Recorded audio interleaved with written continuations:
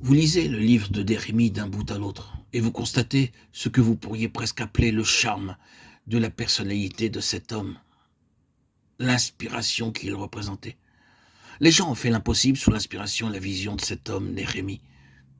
Il y avait des moments où ils étaient très abattus par le découragement.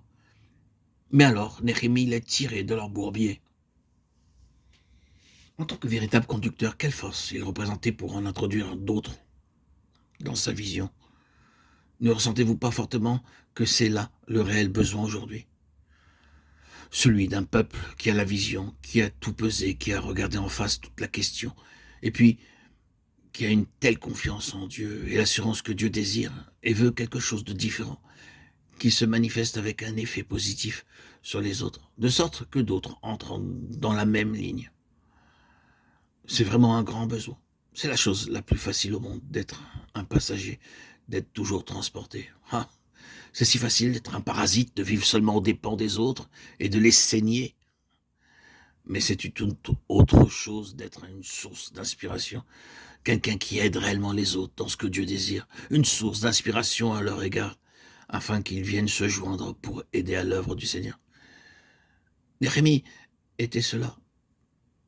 Et je mets devant vous ceci, si nous avons quelques perceptions des choses, à savoir qu'elles ne sont pas la pensée de Dieu et que Dieu les voudrait autrement, nous devrions être des gens positifs à ce sujet, et une source d'inspiration pour les autres à cet égard.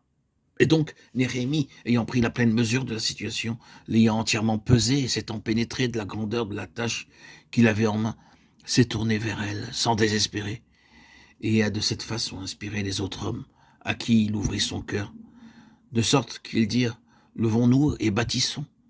Oh, un peuple comme celui-là, un peuple aujourd'hui qui sait tout à ce sujet, et voyant comment sont les choses, dira, faisons quelque chose à cet égard, levons-nous et bâtissons.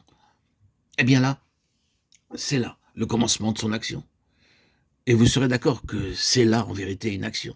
Bien entendu, nous ne regardons pas simplement ceci comme une affaire humaine, parce qu'aucun de nous ne peut être comme ceci très longtemps, en tout cas, sauf si nous sommes au bénéfice de l'énergie de l'Esprit de Dieu. Considérez encore l'apôtre Paul, qui savait tout au sujet de la situation, des conditions, et il savait combien le peuple de Dieu pouvait être découragé et abattu à propos de la situation. Sa prière était celle-ci, afin qu'il vous donne selon la richesse de sa gloire, d'être puissamment fortifié par son esprit dans l'homme intérieur. Éphésiens 3,16. Que vous soyez fortifié à tout égard par sa puissance glorieuse, en sorte que vous soyez toujours et avec joie, persévérant et patient. Colossiens 1,9, 11. Les énergies puissantes de l'Esprit de Dieu dans l'homme intérieur sont les seules énergies par lesquelles nous pourrons poursuivre. Nous devons accorder une large place à l'œuvre intérieure de Dieu dans la vie de Néhémie, parce que nous savons très bien que c'est seulement ainsi que nous pouvons faire quelque chose à l'égard de cette situation.